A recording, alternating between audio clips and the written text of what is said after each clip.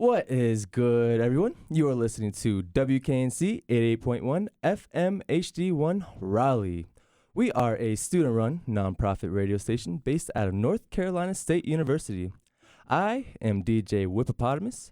This is Local Industry Talks, where I interview local artists from around the Mid-Atlantic region.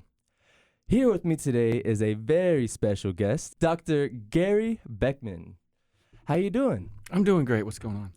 Good. Find the place all right? I did, actually. So Dr. Beckman is actually my professor for my arts entrepreneurship minor.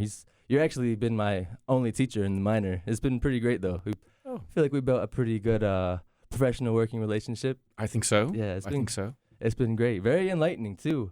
I think so. Yeah, no, for sure it is. You want to introduce yourself to the listeners, let them know where you're from, what you do, your credentials, all that. Sure. Just like Brandon said, I'm Dr. Gary Beckman. I direct the Entrepreneurship in the Arts program here at NC State. I got here in 2011. I designed the program and all of that. Before that, I taught the same thing and designed the nation's first music entrepreneurship minor at the University of South Carolina. Oh, I didn't know that. It's true. Yeah. And before that, I did my PhD at the University of Texas at Austin, Hook 'em Horns. So. Hell yeah. And that's where I started all that. Where's your hometown? I'm a Navy brat, so Right. kind of all over. But I did the majority of my growing up in New York. Okay. Saratoga, upstate. Hell yeah. And raised my daughter in Maine, so I'm basically a New Englander. Dope. Yeah, I think we had to let everyone know that there are other parts of New York besides the city. There are definitely it's a other huge parts. Misconception. That's true. I mean, New York City is barely even in the state. That is correct, it's like actually. on the border. Yeah, so like I said, your class is very enriching, and I know I've got a lot out of it. I know a lot of other people have too. Thanks. And that's why I want to bring you on, just to give our listeners that type of enrichment and knowledge, and just spread overall awareness about the art industry and how we can work that. Cool. So how long have you been involved in the art industry in general? I'm a musician. Right. Definitely a metal guy. So my entire life, sans a little acoustic period, has been electric and loud. So I actually started playing guitar when I was 9 years old, and I learned. Okay. Yeah. I learned basically fingerstyle blues on 12 string, 6 string, and all that. So I started with really fairly hard stuff right off the bat, and that's what fueled all the complexity that I love in music and art. Of course. Were you taking classes when you were younger, or you just jump into it? I just jumped into it. Yeah. I just jumped in. Yeah, I'm a fairly oppositional, defiant person. Yeah, and I feel that. And thought that maybe, playing something loud would piss off the parents. Yeah. I thought that was a good idea at It's the an time. expression. It is. It worked for me. Right. Did they come to love it? No. Nah. I feel that. This kind of brings my show full circle, because I've mentioned you, and other artists have mentioned you a lot in our shows, just like organically a lot of times. It's crazy. From Iron Mike, SK Novelist, Cosmo, Masho, Adam, Swave, of course, and Joey Zen most recently. You've really touched a lot of members of the art community out here by imparting your wisdom on them. I know Iron Mike called you the sensei. Damn, I can't even say it right now.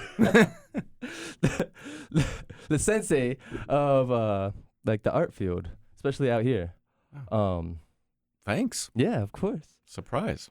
Oh no, for real. Like you're doing great work. Like thanks, man. No doubt about it. But so most local artists never really get the opportunity to go to college. So that's why I wanted to bring you on, just to bring a little bit more awareness of what they can do to better what they're doing with their art. Starting off, many local artists have a very limited budget, so they can't hire anyone outside to help them with their marketing, just with the different sectors that every business needs. Do you have any advice for artists just starting out that don't have much of a budget? On the marketing side, Mm-hmm. Some, I think, some. Right. I think one of the most powerful things that that any artist can do without, being blessed with going to programs like this Yeah. is to basically observe, watch what. I guess the best way to say it is watch what the market or people actually consume for art. Mm-hmm. So, if you're, I'm sorry to use the music example again. Oh no, please. If you're watching, if you're really into one specific genre, Mm-hmm. one of the most important things you can do is watch, basically people watch the people that go to these shows, and you can really pick up a lot about what that market does. So, you can pick out ages, you can pick out demographic stuff, male, female, stuff like that. Right. You can also at the same time observe how those artists are holding themselves and the marketing that they're doing. So you can look at interesting things. You can look at the posters. You can look at what the venue provided those guys as far as marketing. You can look at designs as far as the merch that they sell Mm-hmm. and the kind of merch. Some bands. A lot of bands, for example, still go after the whole T-shirt, and hoodie thing, which is fine. Mm-hmm. But some are diversifying and really looking at merch as an art form in and of itself, where the mediums change, but the logos still get stamped. So that's one way to do it, is basically watch, and then once you do that a lot, I think there's always different groups of people going to different shows, right? Yeah, for sure. So once you get that sort of down and you start observing people, then the next thing you really need to do is sort of like watch where they go after, and just sort of, which restaurants are they going to? Which bars are they going to? That economic impact. In a way, yes. So basically, you kind of want to see and observe your market at that show, and then where do they go after? Because if you know where they go after, then you can basically have an idea of how much money they have in their pocket. Okay. So, if they're going to a dive bar, that they're not, or McDonald's, that they don't really have a lot of cash. Sure. But if they're going to, a fairly decent, fairly nice sit-down restaurant, something like that, then you know how much money they have. Right. So once you sort of know the, quote, disposable income of that group, then you can hopefully start marketing and start talking to them. Right. You know how to talk to them, which channels to reach them. Yep. That's amazing. Hold on for a second. I gotta check. All right, we're good. I was paranoid. I thought my mic wasn't working for a second. We're all good though. Good. Yeah, so I wanted to cover a couple of topics that we've covered throughout the minor that I think is important to highlight and that people can really utilize. First of all, I want to talk about ecologies, and particularly like buzz. I feel like it's a key component of any art venture. It is. Do you want to talk on that a little bit? Yeah. The ecology thing is something that I developed when I first started teaching arts entrepreneurship as a PhD student at UT, and I had a lot of great mentors over there, really fantastic ones actually, and they said teach it, and there was no curriculum for this field. Right. Like basically none. Everybody was, what little was there was basically borrowed from the B school. So business for y'all that don't know. Sorry. No, you're good.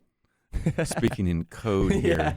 Yeah. So a lot of the stuff was basically borrowed from the B school. Not that that's a bad thing, but it's not art, right? Yeah. And when we're talking about an arts venture, we're talking about an aesthetic product. In other words, a beautiful product, something that possesses beauty, however we define it. Right. So that means that the B school can give us, a lot of good information, but it can't give us all of it. So since we didn't have any curriculum, no textbooks or anything like that, none. I mean, try teaching with no textbook. And For sure. That's why I fixed that and wrote a textbook. I was about to say you wrote, and I love the 375 book and the 365. They really those are like my main pieces of reading that I take from your classes. Cool. Yeah, it's just so well put together and it explains it pretty well. Oh, cool. Thanks, man. You don't have to really decode anything like with some of the other readings. Hopefully not. Hopefully not. Yeah. So anyway, the ecology thing basically came from a lot of reading. I was getting my PhD in musicology, so music history. So kind of like ancillary to that, I was sort of like investigating arts policy, and that's just basically people having, quote, ideas to make art more productive or spread out more, distributed more. And I got really, really interested in that. And one of the things that they sort of didn't say explicitly, but implicitly said was that the arts of any kind, just pick one, basically lives in their own system. Yeah. I'm like, damn, if every art form lives in their own system, I think I can prove that it does, because at the time I was doing a lot of like classical music. Okay. But before that it was all, metal and shred and all that. Mm-hmm. So my experience with the record industry, I sort of like made a map, basically a small ecology, an ecological system of how the record industry worked. And I thought that was kind of cool. So then I moved it over to classical music, and that system is very different. Even though there's record companies and stuff, it doesn't really operate in the same way. Mm-hmm. So it stresses and weights other aspects of, quote, that world. And it occurred to me that I had these two pieces of paper, and I'm like, wow, this is bloody well how the damn things work. And if I had known that, then I could have made much better decisions when I was touring with my bands. Right. So I just started this whole ecology system based on that. Based on, geez, I got to teach it, and two, I don't want all this B school stuff going on. Mm-hmm.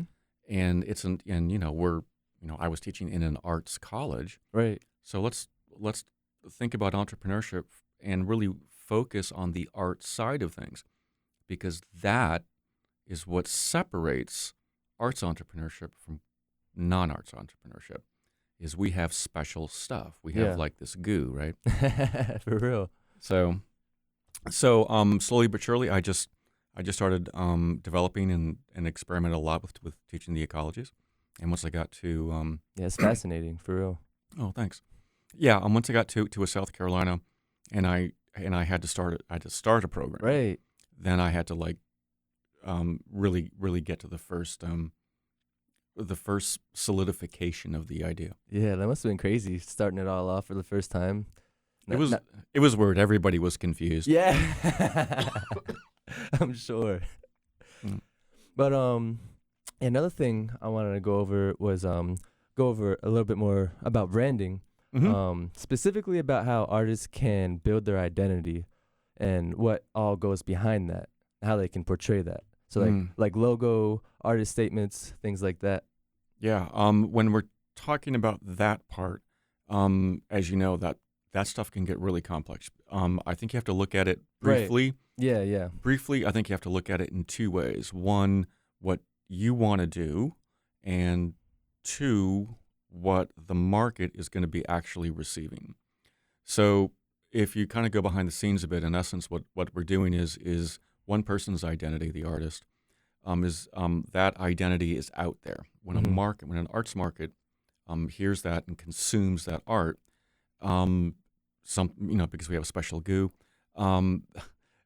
some markets actually listen to that art and they make it a part of their own personal identity. Right. And we all do that with different things. Sometimes, pick an art form or sports or whatever it is. Definitely.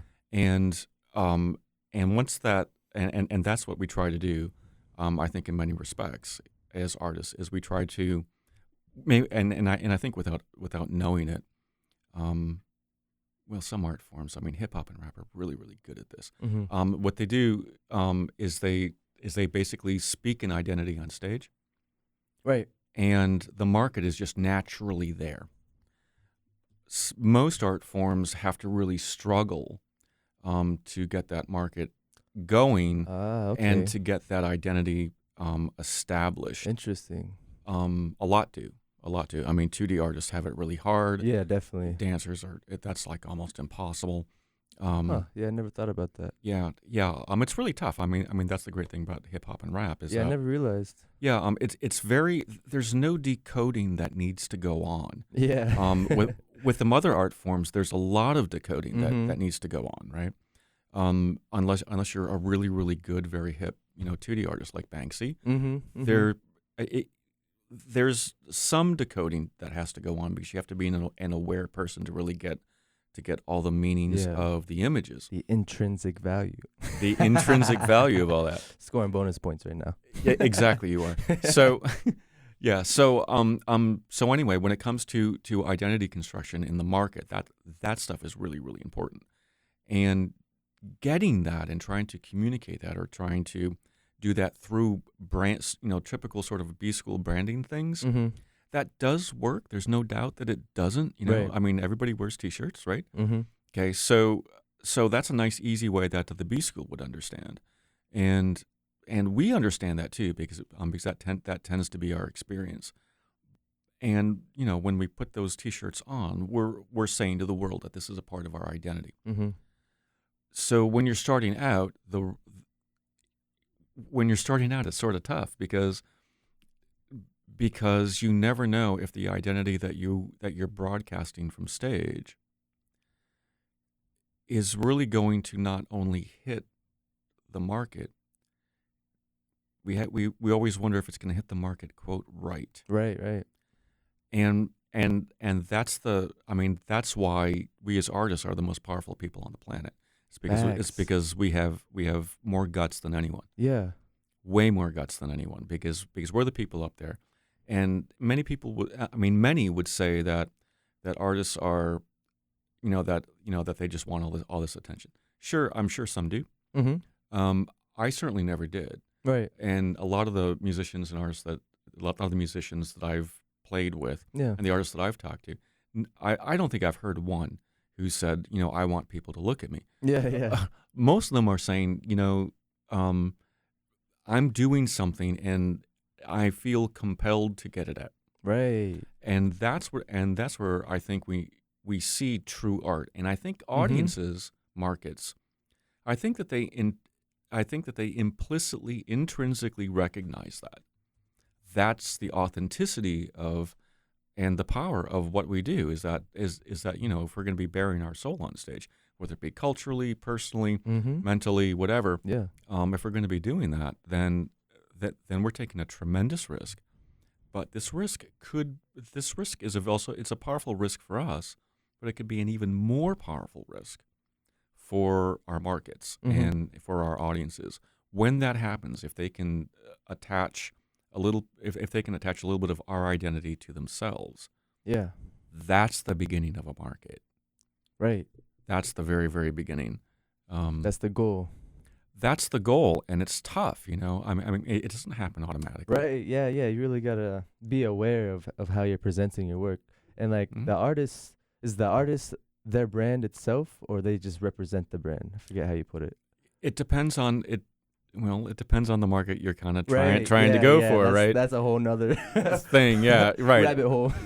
That is a rabbit hole. Is the artist the brand? Extrinsically, I mean, on the surface, yeah. Intrinsically, no. Yeah. It's not. I mean, the art is really the brand, and how it hits your market is really the brand. So it works both ways. Yes, it looks that way, and the B school would say, of course it is, and they would be right at that level. But again, since we got special goo, it's really is all about the intrinsic stuff. Yeah, and that's the beauty of this because whatever we do in art, it's so bloody magical.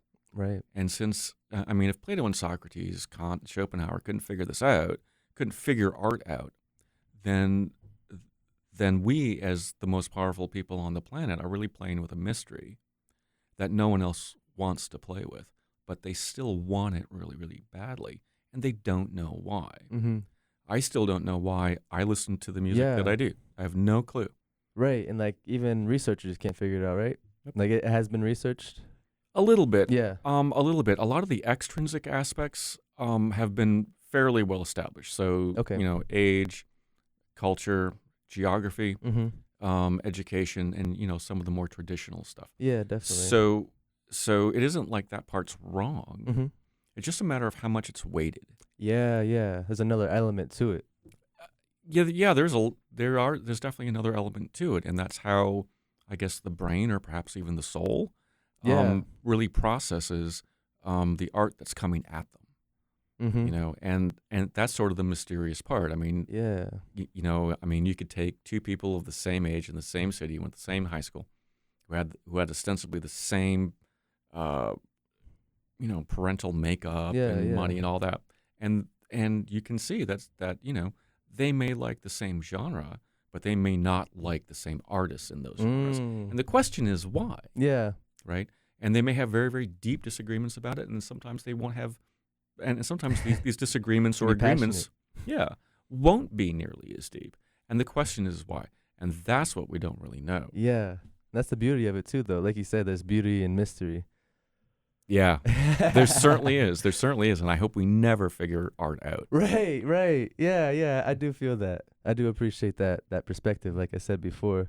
And that kind of touches on when you're marketing, you Mhm. want to engage the as many senses as possible, As possible. and even want to consider the sixth sense, whatever that might mean to you, and it means something different to everybody. Mm-hmm. And that basically is what we were just talking about, right? Yeah, basically that's it. That On the sixth sense. on the marketing side, since art is perceived and consumed via our senses, it's best that we speak to others in the same way. So as I've said many times in 365, value statements, positioning statements, Yes. and artist statements need to be as sensory loaded as possible. Yeah. So talk about about how it sounds, how it makes you feel, what you can smell when you view this, or what you can feel.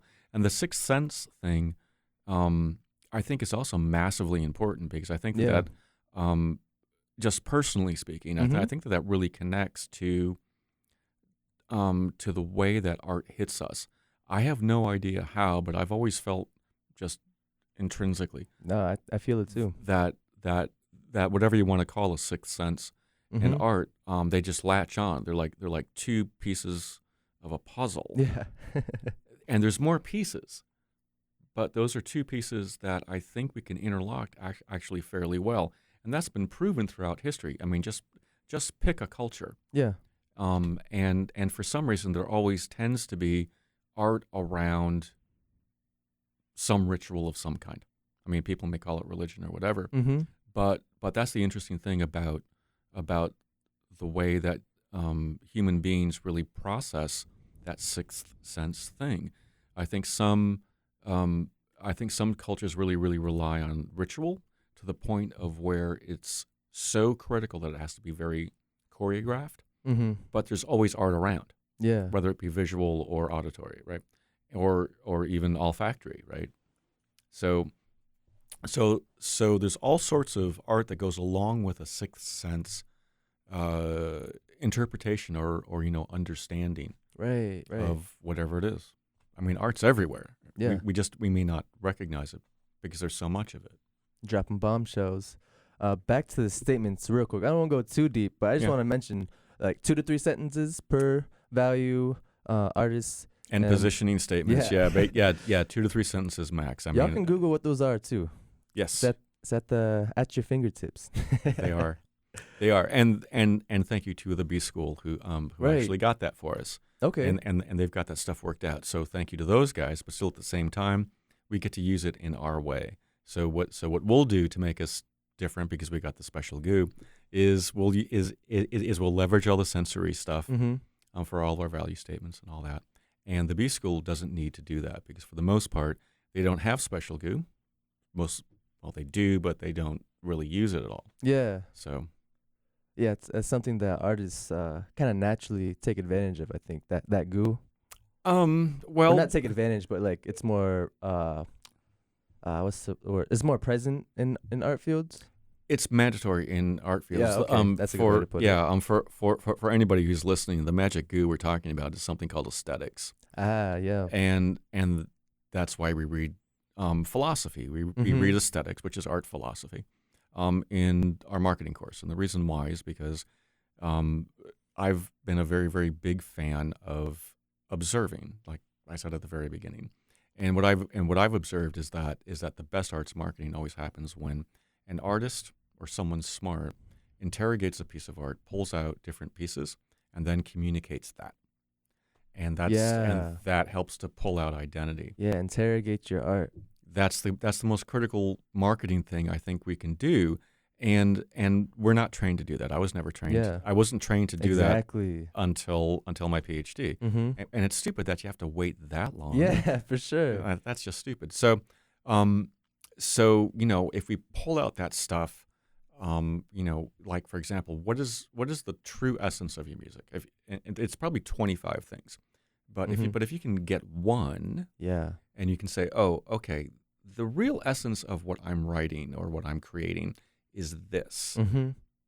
and try to remove it from yourself because Yeah. because it takes a while. A lot of it is self-reflective, but if you can pull out the stuff that has nothing to do with a human being, then all of a sudden you say, wait a minute, that's really something that probably other people would like to attach to their identity, Mm-hmm. because when you interrogate it and you really start to question what you're getting at is a truth, little t, Yeah. a little t truth. And if you can communicate a little t truth Right. it appears as if human beings are trying to gather truths. We're trying to make a collage of truths, Right. and that creates us.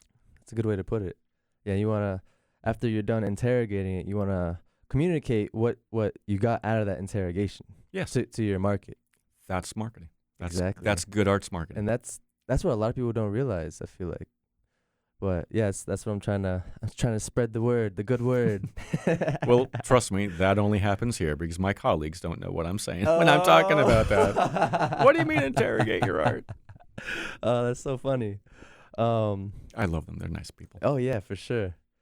Yeah, I wanted to just go over some ideas that I might want to pursue after I graduate. Sure. So right now I have an internship with a bar called Slow Dive in Norfolk. They're an art gallery / venue. They do like a lot of art exhibitions along with like shows and stuff. So they're Mhm. combining like different mediums. Cool. So I don't really know what exactly, what type of opportunities will come out of that. But one idea that has really stuck with me and I've thought about deeply since going through the minor is facilitating artistic retreats. And I talked to you a little bit about this Yeah. before, but essentially like going out to the mountains or to the beach, a big house where we can bring a lot of creatives together, build off of that energy, but also like have some structure and productivity to it, like Mhm.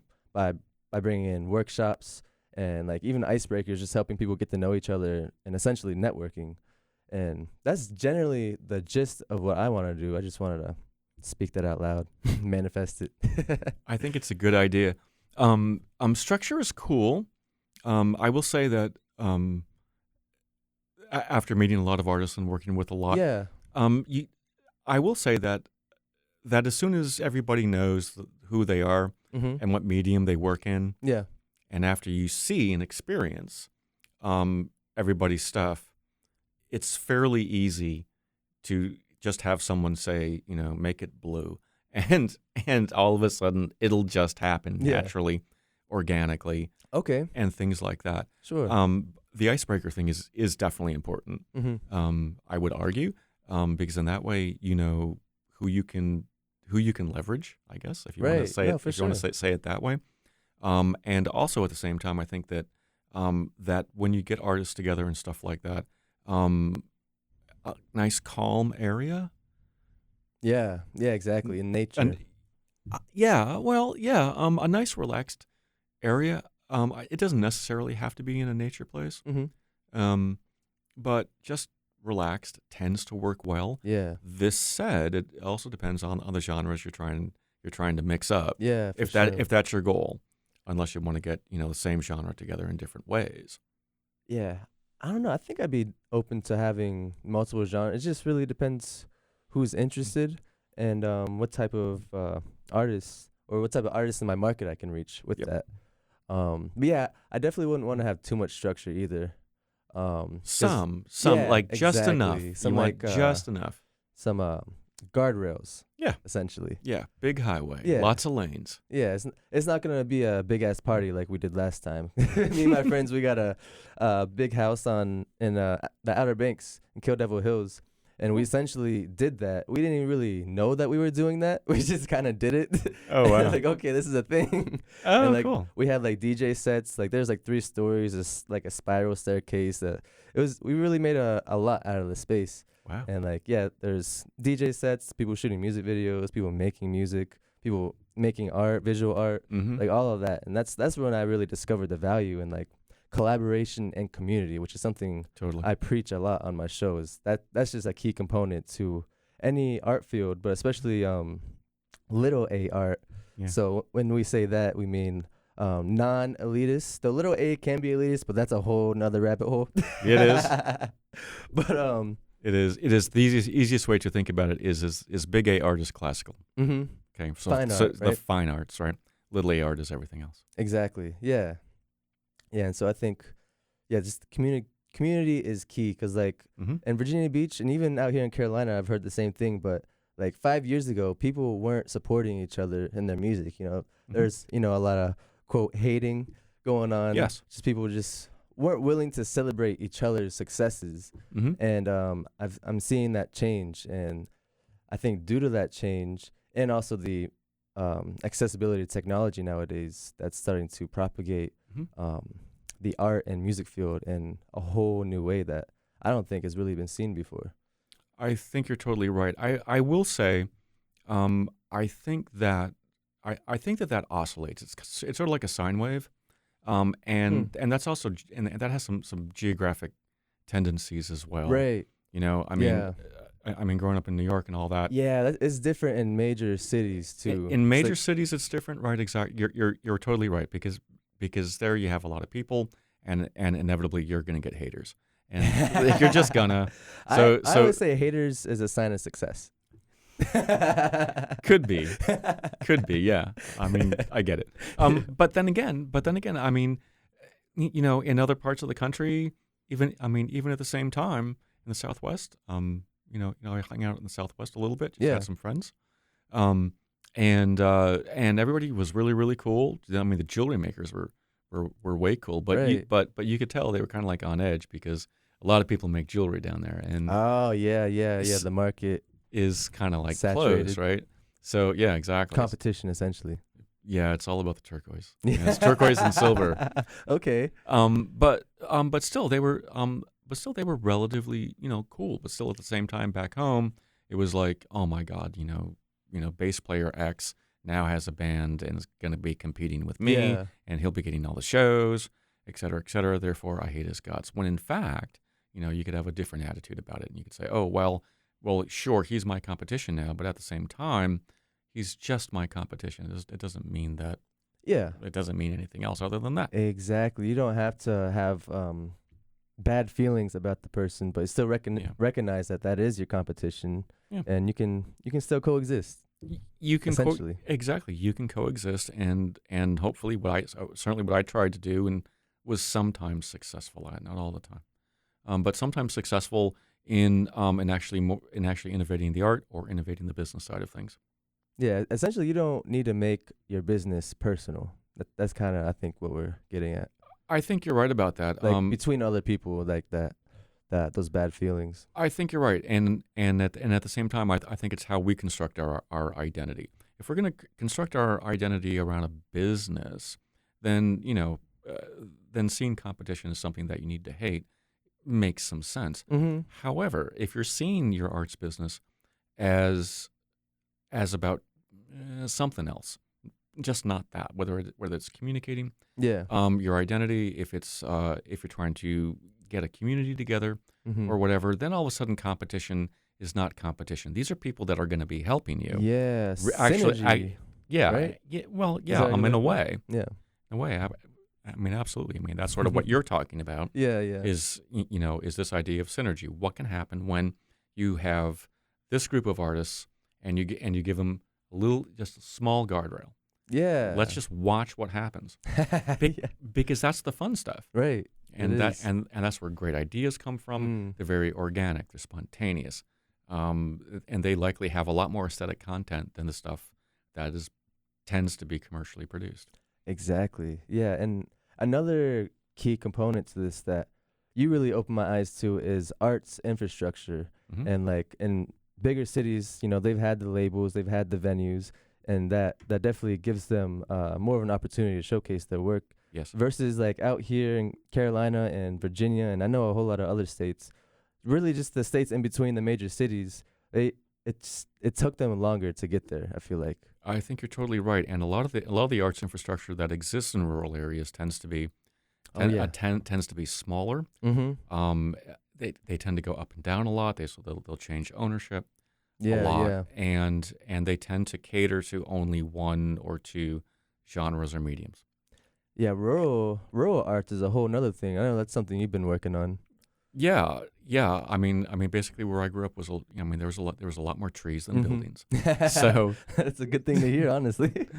I liked it. I thought it was great. Yeah, I love it. Yeah. So yeah, on the rural side of arts entrepreneurship, that to me is an area that the field simply has not addressed at all. Period. Right. They haven't.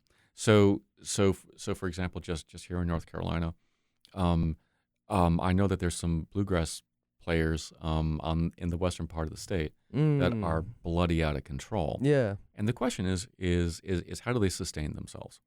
Right. And when you have guys and women playing like that, and they don't have, you just wonder why. OMG, it's like they're not making a boatload of cash. There's no record contracts. They don't have a big marketing firm behind them. And what's happening with that? What does this mean? If there's all this great art, then what happens? It's sort of like the "if a tree falls in the forest" thing, right? So if some dude is just shredding a mandolin and no one hears it, is it art? Yeah. Yeah. I don't know. All I do know is that I want to hear it. Right. And I want that person to continue to make money doing that and continue to support themselves by playing that stuff because I want to hear it. And my guess is that other people want to hear it too. Yeah, for sure. But it's still hard when you don't have a lot of venues. You have to rely on festivals. And if you're relying on festivals, then that likely means that you're traveling. Yeah. If you're traveling, then you're away from your loved ones a lot. Yeah. So we all make sacrifices for what we need. But still, at the same time, the field of arts entrepreneurship as an academic field just has not addressed this, and it makes me crazy. But it's a new discipline or a new field. Exactly. Yeah. And just like I feel like with the cities, suburbs, and rural area, like the cities' culture, I feel like is more aged, more developed, maybe, versus like the suburbs that I've experienced at least. Just due to the sheer amount of people that are in major cities, and that just causes interactions on its own. And with the suburbs and rural areas being more spread out, they're not exposed to as many people, and they can't really build off of each other. Yeah. That's how I've always kind of looked at it. I think in part you're right. I think another aspect, and this wouldn't be the fix, but we also have to look at capital. We have to look at infrastructure again. Yeah, right? yeah. Exactly. So to build infrastructure, you need cash, or you need assets of some kind. And if you don't have those assets, then having a desire to start this venue on this road that 45 people go on in an hour may not actually occur. Yeah. So in many respects, you need assets, but assets that's a large term because there's financial assets, there's cultural assets, there's networking assets, there's bank assets, right, and there's all sorts of stuff, and there's legal assets, Yeah, so many things you wouldn't even think of that that go into it. Totally, and this is it. exactly, and this is where thankfully the B School does help us out because they have this stuff all worked out, and they've had it worked out for a while. And thankfully, we can, if we want to, if we're really serious about something, before we go launching into it, we can actually we can actually ask those folks and start reading those books and taking those classes because there's a lot of it that will be applicable, even in a rural environment. But this said, rural entrepreneurship, which is a thing. Is in the B School, is happening. And there's a fantastic guy whose name I just forgot. over at ECU. Okay. And he's really, really big into business, rural entrepreneurship. He's a fantastic guy. Right. And the literature in that field, in the B school side of rural entrepreneurship, is crazy good. For a geek like me, it is crazy good, and these folks are doing really, really great work, and I think we're just on the cusp of seeing that work actually impact those folks who are not doing the arts. It's now that stuff is out there. Yeah. People like me with letters after the name like me doing what I do. It's our responsibility to take that stuff from the B school and say, okay, this is what they say. Now let me go out and talk to that shredding mandolin player in the middle of the woods, right? And then conversation. We could have a good conversation. Like, why is your instrument tuned upside down? Bringing what that person needs and their experience and their culture, their desires, their identity, to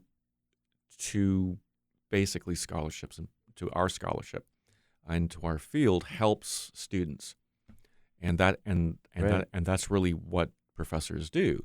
Is we read other people's stuff and then we do our own research. We kind of combine them and then try to make our students' lives better. Yeah, it's all about that. Sorry, I forgot what I was gonna say. Me too. But I did want to mention that with the collaboration and the partnerships with especially with North Carolina, how so much business is coming in. It's really ramping up out here. Yeah. But I know someone. They're actually all over the state. The brand is Noriex Valley, but they have a friend in Charlotte who has a startup company that has been very successful, and they have a nice piece of property. And my friend, he's actually going to have a festival of sorts on their property, like basically a partnership. And cool. It's just really cool to see like non-arts businesses partner with arts businesses in that realm.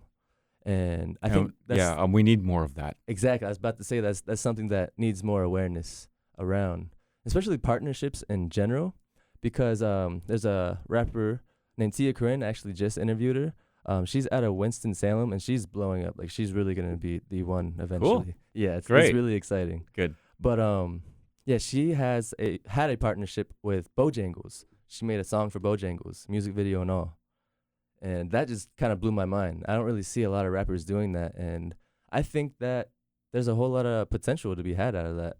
I think you're totally right. I think that in many respects, some of the entrepreneurial stuff that is available to us as artists, we're not doing, in part because not because we're lacking in creativity.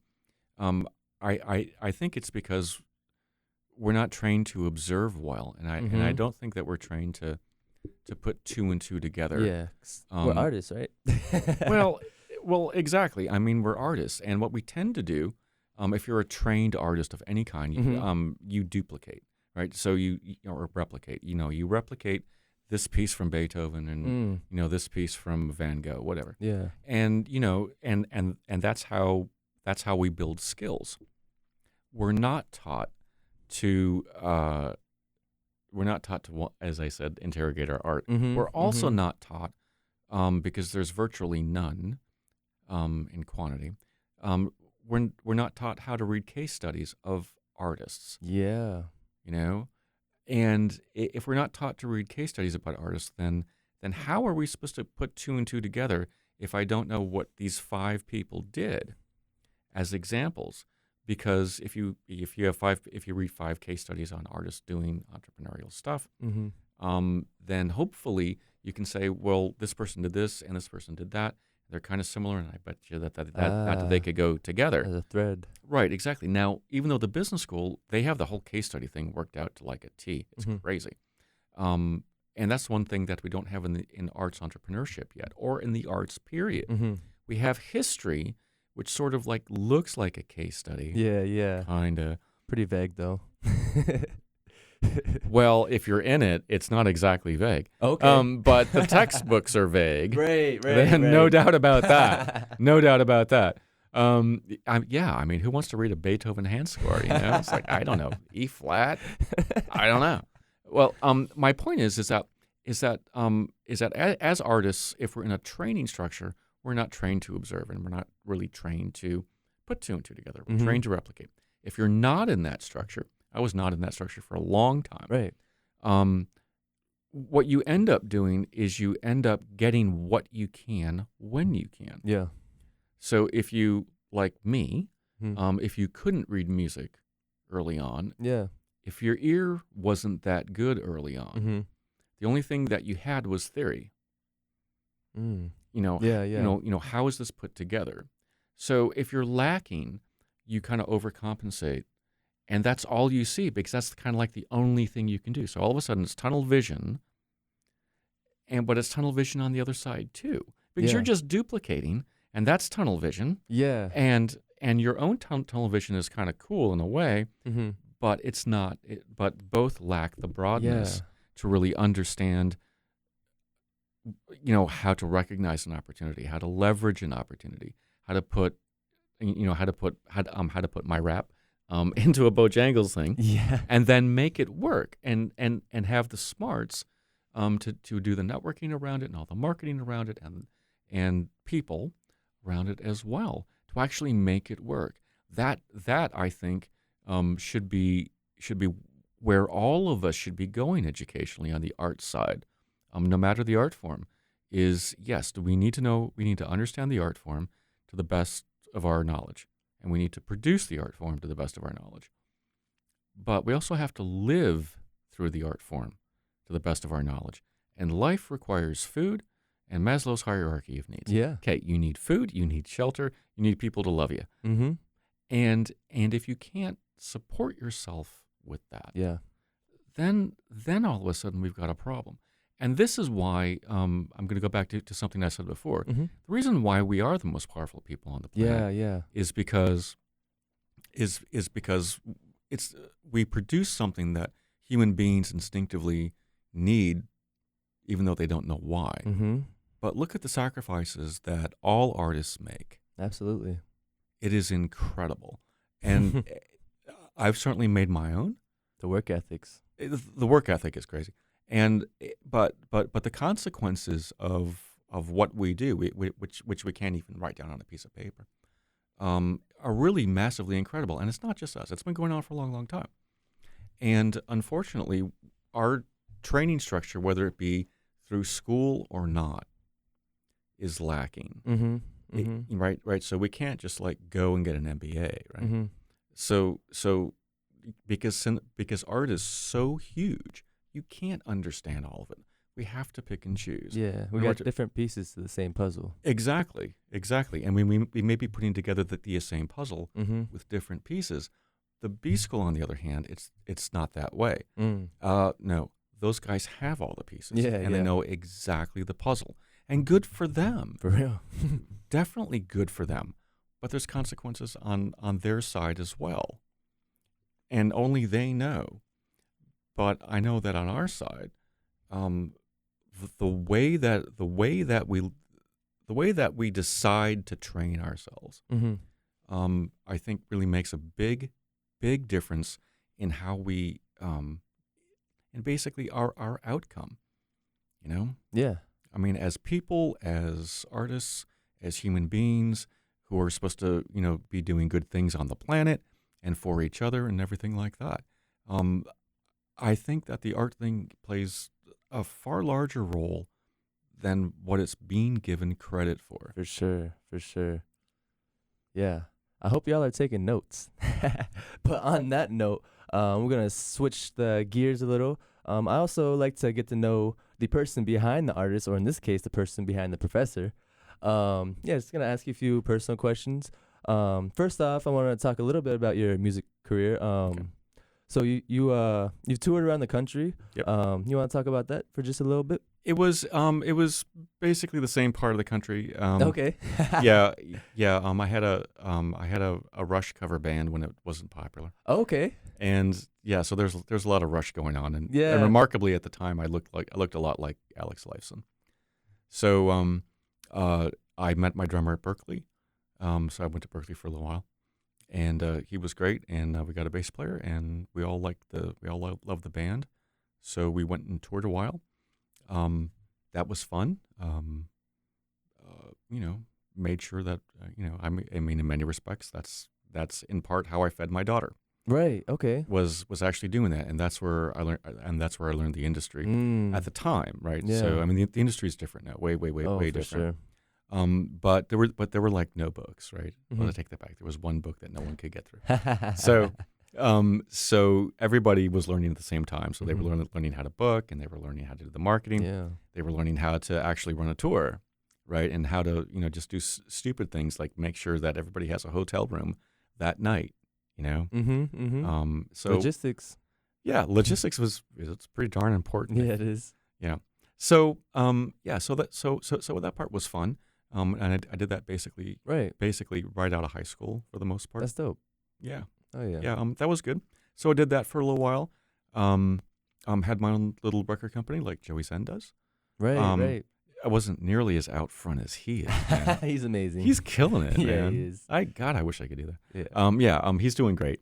But I had basically it was more of a distribution company to the EU than anything else. Just basically some friends, sort of in my more acoustic period. Yeah. Just doing a lot of wooden instruments. Okay. In Boston and all that. And that was really fun. And then the daughter thing was the daughter thing, Of right? course. So I mean, you can only live in a. I mean, you can only make $15,000 for so long. Yeah. Especially when there's doctor bills to pay, right? For sure. So I gave it music for a while. I've got a little electrical engineering degree. Okay. So little. So that helped a little bit too. No, it was little. It's little. Okay. So that helped a lot. So I was fixing Macs. Nice. I was fixing Macs for a while, and then I okay. And then I realized that my life was horrible without music. Yeah. Oh, for sure. So that's when I went back. That's when I went back to school. Yeah. You went to school a lot. I went to school a lot. Had some drops too. Yeah. The journey. Self-produced stuff. Right. But they were dropped, and okay. And that part was cool. I got hired to play keyboards with a. You play keyboard? Well, they thought I could. Yeah. I got hired to play keyboards for a UFO conspiracy band in Portland, Maine. I swear to God. Yeah. They were great, and they're great guys, and they're fantastic musicians. So we got signed to a Young American there. Okay. Nice. Yeah. So I mean, the Young American thing did not work out well. Oh, okay. As most learning record lesson, contracts do. Yeah. Oh, it was a learning opportunity. I'll tell you that. I'll save you from all that. I'll get angry. I'm still angry. Darn it. Anyway. So after that, after the UFO conspiracy band thing just didn't work out, I just continued on with school, and I went back. I was a returning student. Wow. Yeah. So I was a returning student. I got into music school and couldn't read music. I swear to God. Nice. But my theory chops were badass. Yeah. I had great theory chops. Okay. Still do. For sure. Yeah. because I couldn't read music, and my ear was awful. So that's the only thing that I had, and and I could still play pretty good. So yeah. So after that, then it was all music, and all I wanted to do was just learn about the history of music, and I never, there was never a goal. It's just like, wow, maybe I can get a bachelor's degree in music. Yeah. And then I did, and then I'm like, well, I like this history thing, so maybe I can get a master's. If I can go back to fixing computers, right? and that was how I got to a PhD. Was like, well, I can always go back and fix computers. If things don't work out. Yeah, swear to God, that's how I ran my life for a while. Yeah. No expectations or anything. It was very, very Zen sort of like thing. Right. Just sort of like, wow, this road seems to be opening up. Let's check it out. Yeah, I know. I kind of feel like I'm on a similar path. I'm just letting things open up for me right now. Like I do have some backup plans I can fall on. Yeah. And I'm just taking the opportunities as they come. Yeah. Good for you, and good for you for learning it early. Thank you. Because there are not many who do. That's probably a better way to to live life. I mean, we're talking about Right. about the sixth sense thing. Yeah. One of the cool things I think actually speaking about it, sixth sense and the way that we make decisions about life or music or art or anything like that, is being willing to trust. And I think that, and I think this works in art too. If you watch animals, they have this really intrinsic trust with the environment that they're in that we do not have. Right. And one of the great things about watching that and observing that is that we can learn lessons about things. And if you watch animals just in the woods, it may seem as if they're doing stuff. I would argue that yes, they are, but what they're doing is they're actually trusting the environment to be in balance with their needs. And I think that they also intrinsically understand that a part of that balance may mean that they may not wake up. Right. Yeah. And That's a that fact. yeah, and that really their life is genuinely in the moment. And that's what I think we can learn from our quadrupedal friends For sure. out there, and our avian friends as well. Yeah. Is that is this wonderful sense of trust in the moment. I mean it's great to have big brains, right? But still at the same time, I think that our big brains are not used and used 100%. Yeah, absolutely. The right way, and I think we're missing a lot. Oh yeah. By not observing our friends in the forest and just watching what they do, and just something as simple as being in the woods for 15 minutes, quiet, and not think about anything. It's one of the hardest things you can do. Yeah, it is. Not a lot of people do that either. That's true. That's true. And the reason why is because it's hard. Yeah. But it's hard because we've lost the ability to do that. Right. It's been a trade-off, right? I mean, there's been some good things. I love my car, right? Yeah. But still at the same time. The trade-off with technology advancing in a way. Yeah. That's basically our distraction from. Because like as humans, we used to do that, and yeah, we got away from that over time, and yeah, I think we forgot some things with that. I think you're right, but I also think you found an interesting nail to hit, and that's that technology is a distraction. Yeah. in some regards, I guess. I'm sure there's some debate around that. Well, I'd like to hear about this. So, talk to me, man. Technology. So, yeah, I mean, just essentially, we can go off of social media, for example. That's just, it's a drug, essentially. I mean, with what they came out with Facebook, and I'm constantly picking up my phone, and I catch myself why am I doing this? I don't even need to look at my phone right now. And so that's one regard in our mind is it's like we live in an ADHD society, and our attention spans are so short that we can't sit still and just clear our minds for 15 minutes. And that's why I meditate. Actually, I try to meditate every day just to do that, and it is super hard, especially when you're first starting out, and you'll start to just question why you're even trying. But eventually you got to train your mind. And Exactly. I think you're totally right. I think I'll go back to my forest example. Yeah. Because I like your social media example. My forest example is since I lived in a more rural area, for me, going into the woods and just hanging and not thinking about anything, just listening, just listening and smelling was very, very easy. And now, in adulthood, quote unquote, it's so hard all of a sudden. And I constantly ask myself actually the same thing. It's well, my God, when I was 10, this was not a problem. So what's changed? Society is so fast-paced nowadays, and I think we have so many options and so many things going on that clutters our brain versus, before technology, there weren't as many things going on just in people's personal lives. I think that just takes up a lot of mind space, and it's a constant distraction even when you're not around it. You bring up another interesting point.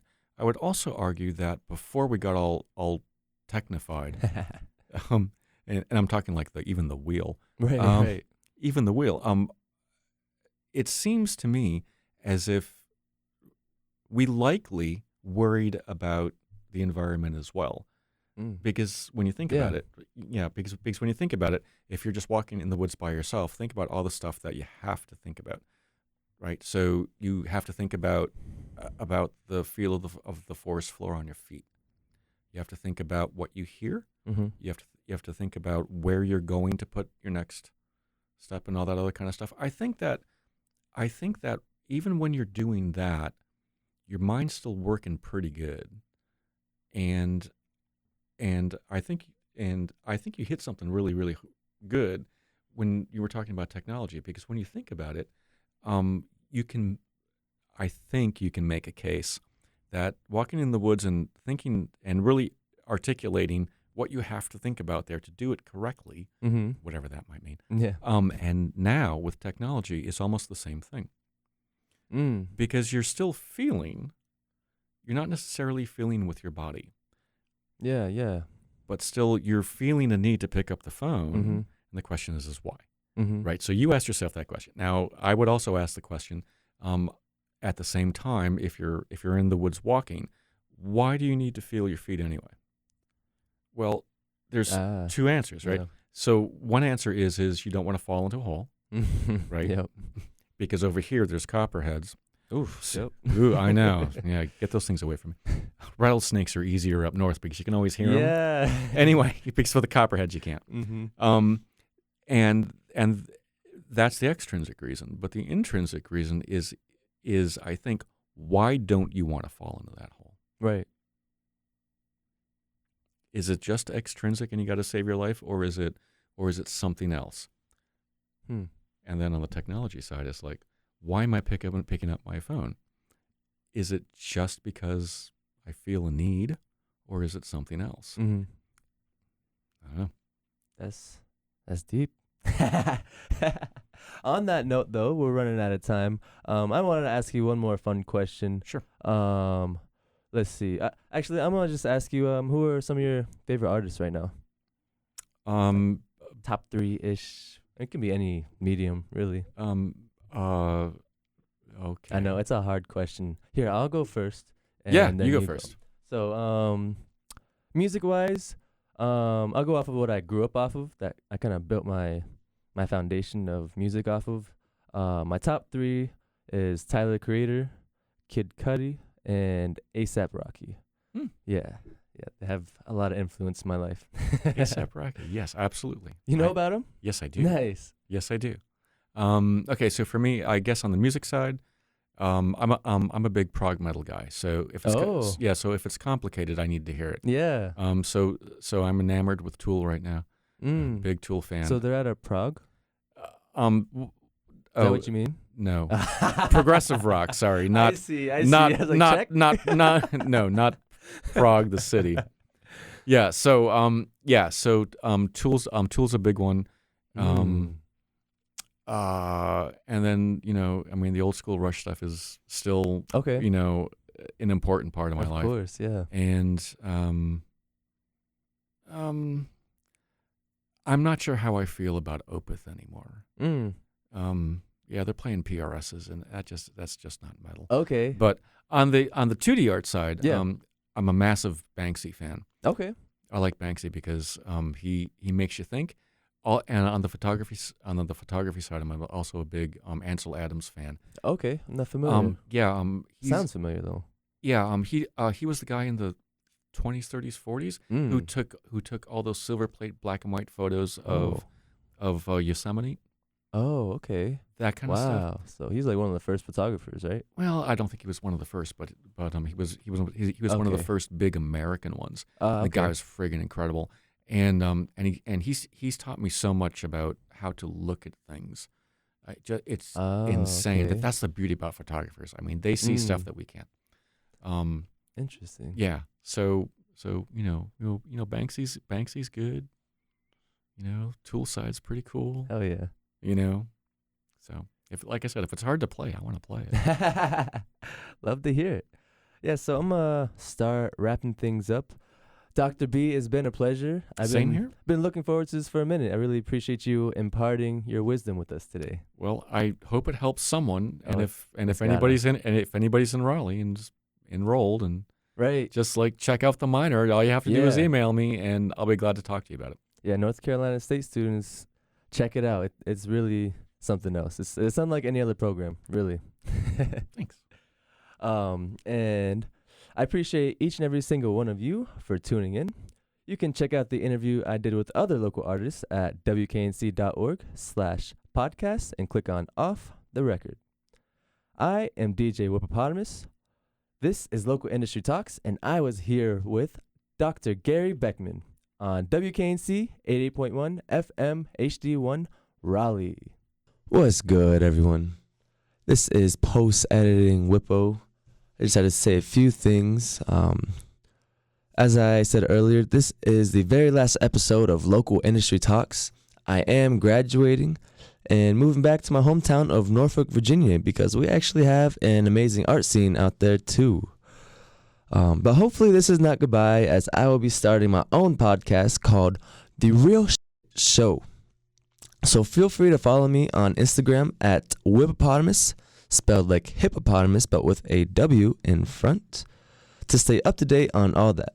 This is only one step in my journey in the art world. I gotta shout out WKNC for allowing me this opportunity and for welcoming me with open arms. Y'all have really made my college experience so much better, and this has opened so many different doors for me. I gotta give a special shout out to our student advisor, Jamie, and our GM, Maddie, for their support and for giving me the creative freedom to do what I did. And one last shout out to all the underground DJs for holding it down. I'm gonna miss y'all. Make sure you check out WKNC's schedule on WKNC.org to check out all of them. And again, for the last time, I am DJ Whippopatomus, and this was Local Industry Talks. And please don't forget, we are truly stronger together, which is why it is important that we show each other love and uplift one another as a community. Y'all be easy.